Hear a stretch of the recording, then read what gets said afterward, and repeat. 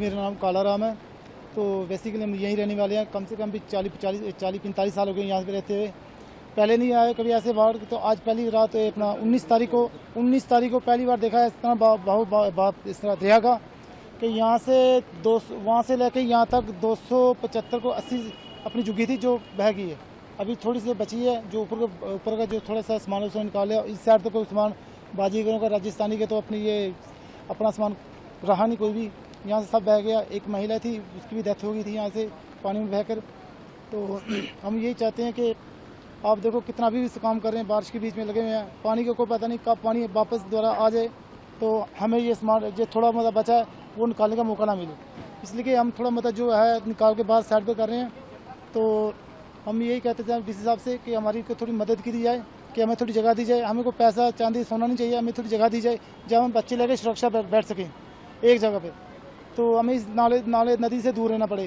तो अभी कितनी मुश्किल है यहाँ पे रहना? अभी बहुत मुश्किल है। अभी पर स्कूल पे रह रहे हैं, हाई सेकेंडरी स्कूल पे रह रहे हैं। वहाँ पे खाना पीना सभी दे रहे हैं, कपड़ा शपड़ा सभी दे रहे हैं। तो हमें सब कुछ मिल रहा है वहाँ से, सुबह से लेकर शाम रात तक खाना मिल रहा है, चाय मिल रही है, टाइम पे चाय खाना पीना सब मिल रहा है। तो अच्छे ये भी ये उसका शुक्रगुजार करते हैं जो हमें टाइम से खाना दे रहे हैं, पीना अपना पानी दे रहे हैं, खाना लेना देना सब कुछ दे रहे हैं। तो हम ये दरख्वास्त करना चाहते हैं बड़े लोगों से कि हमारी तरफ भी थोड़ा ध्यान दिया जाए कि हम भी रजौरी सिटी में रहने वाले हैं। तो यहाँ पे उस दिन आपने कुछ नहीं निकाला था उस टाइम जो सामान था यहाँ से निकाल के इस साइड रख रहे रोड पे। हम हर साल देखते हैं पानी वहाँ के नीचे बहाव रहता था। आज पहली बार देखा इसका बहाव ऊपर तक आया, यहाँ से सामान सब बह गया। जो जिसकी पेड़ में एक महिला बीच में आ गई थी जो उसकी डेथ हो गई है। तो किस तरह निकले आप यहाँ जब पानी आ गया? जी अभी देखो ना वो सामान वो जो फंसा हुआ है, बस वो थोड़ा मलबा शलट्टी अंदर से निकालें, नाली से बाहर गए, जो लकड़ शक्ड़ बची है वो निकाल के बाहर रखेंगे। क्या करेंगे, सर्दी में काम तो आएगा। आग जलाने मलबे में दब गया सारा? जी मलबे में। मैं advocate Zubair Usman, resident of ward number 4 Rajouri. मैं भी यहीं का सुकूनती हूँ और मेरा अपोजिट साइड में यहाँ पे एक अपना भी रेजिडेंशियल मकान है और जिसको यहाँ पे क्रेट्स वगैरह जो थे वो उसके आगे से उसको वो निकल चुके हैं, सैलाब में बह चुके हैं और काफ़ी सारा लोगों का नुकसान हुआ है। जिस दिन ये सैलाब आने से पहले बिल्कुल यहाँ पे मौसम साफ़ था, लेकिन एडमिनिस्ट्रेशन को ये इस बात का इल्म था कि यहाँ पे इस किस्म का कोई सैलाब वगैरह आने वाला है और उन्होंने एडवाइजरी भी जारी की हुई थी और लोगों को ये ताकीद भी की थी कि आप अपने अपने यानी सेफ़ प्लेसेस पे चले जाएं और अपने अपने जो प्रॉपर्टीज़ वगैरह हैं, जो गाड़ियाँ वगैरह हैं, वो सेफ़ जगह पे ले जाएं। लेकिन कुछ लोगों ने इसको फॉलो किया और कुछ लोगों ने इसको फॉलो नहीं किया और जिन्होंने नहीं किया तो उनको नुकसान उठाना पड़ा।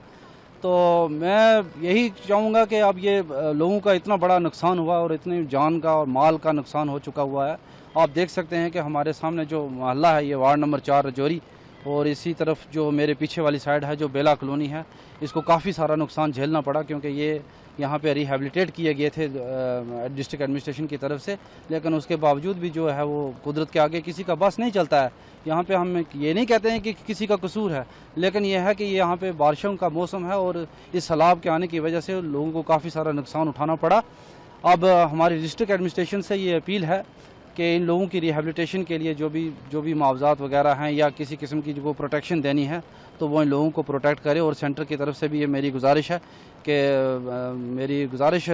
प्राइम मिनिस्टर नरेंद्र मोदी जी से गुजारिश करता हूँ कि वो इस तरफ ख़ास तवज्जो दें ताकि ये लोग जो हैं वो जो फ्लड अफेक्टेड एरियाज़ हैं उनमें रिहेबिलिटेशन का काम शुरू किया जा सके और इन लोगों की जो है नुकसान जो है उसको थोड़ा सा भरपाई के लिए वो कदम उठाए। झूला ब्रिज से लेकर नीचे सलानी ब्रिज तक जो भी लोग यहाँ पे बसे हुए हैं वो बिल्कुल दरिया के किनारे हैं और उनका नुकसान, काफ़ी सारा नुकसान जो है वो प्रॉपर्टीज़ का हुआ है। आप देख सकते हैं मेरे सामने यहाँ पे एक रेजिडेंशियल बिल्डिंग है और एक कमर्शियल बिल्डिंग है और इसी तरीके से जो है वार्ड नंबर 4 में और भी ये लाइब्रेरी है मेरे सामने और मेरा खुद का जो घर है उसमें से वो क्रेट्स वगैरह निकल चुके हैं और लोगों के जो घर हैं वो बेघर हो चुके हुए हैं इस वक्त और इन घरों में अभी ये सेफ़ प्लेसेस नहीं हैं चूँकि ये यहाँ से सभी लोग निकल चुके हैं और इनका बहुत सारा नुकसान हुआ है। तो एडमिनिस्ट्रेशन से अपील है कि वो इस तरफ ध्यान दे और चूँकि आप इसी के अपोजिट साइड में देखें यहाँ पे जब ये रोड तमीर हुई थी तो इस रोड के साथ इनको प्रोटेक्शन भी दी गई थी। तो इस प्रोटेक्शन में लोगों का नुकसान इतना ज़्यादा नहीं हुआ है। यहाँ पे जो गाड़ियाँ लगी थी उनको नुकसान हुआ है, लेकिन जो रेजिडेंशियल या कमर्शियल बिल्डिंग्स यहाँ पे इस रोड के किनारे हैं उसको प्रोटेक्शन के लिए यहाँ पे एक दीवार भी दी गई थी। तो इसी तरह से मैं चाहूँगा कि इस तरफ भी गवर्नमेंट का ध्यान और डिस्ट्रिक्ट एडमिनिस्ट्रेशन का ध्यान आए, ताकि ये लोग भी इस खतरे से जो है वो बाहर निकल सकें। और चूँकि अब ये बरसातों का मौसम जो है वो अभी शुरुआत में ही है, जो अभी सावन है, इसके बाद दूसरा मौसम एक और रेनी सीज़न है जिसको भादो भी कहते हैं। तो इन दोनों मौसमों के लिए अब ये लोग जो हैं वो बिल्कुल ख़तरे के करीब हैं। किसी वक्त भी अगर ऐसा सैलाब फिर दोबारा आया तो मुझे लगता नहीं है कि ये जो मोहल्ला ये बच पाएगा इस सैलाब से। देखिए यहाँ पे जो लोग मैं यहाँ पे 1990 से हमारा यहाँ पे मकान बना हुआ है और यहाँ पे जो लोग बसे हैं वो अपनी अपनी मलकीती ज़मीनों पे थे। लेकिन मैं ये भी रूल आउट नहीं करता हूँ कि लोगों ने आके इस दरिया पे जाके आके एनक्रोचमेंट भी की है। एनक्रोचमेंट होने की वजह से तो ये नुकसान भी उठाना पड़ा है इन लोगों को। तो ये मैं रूल आउट नहीं करता हूँ, लेकिन कुछ लोगों के यहाँ पे आगे आने से, एनक्रोचमेंट करने से भी उनको नुकसान हुआ है। ये मैं नहीं कहता हूँ कि यहाँ पे लोगों की मलकीती ज़मीनें नहीं हैं, ये लोगों की यहाँ पे मलकीती ज़मीनें हैं। इसी तरह से हर दरिया के किनारे पे लोगों की मलकीती ज़मीनें होती हैं, लेकिन लोगों से भी ये अपील करते हैं कि हम वो दरिया की तरफ जो है एनक्रोचमेंट ना करें, क्योंकि इससे ये है कि दरिया जो है वो अपना रास्ता जो है वो अख्तियार करता ही करता, पानी का कोई भरोसा नहीं होता है और सैलाब का कोई भरोसा नहीं होता है।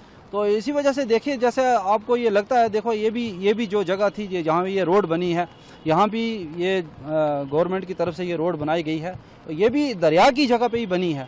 लेकिन यहाँ पे दरिया पे रोड बनाकर और यहाँ पे बाकायदा प्रोटेक्शन दी गई है।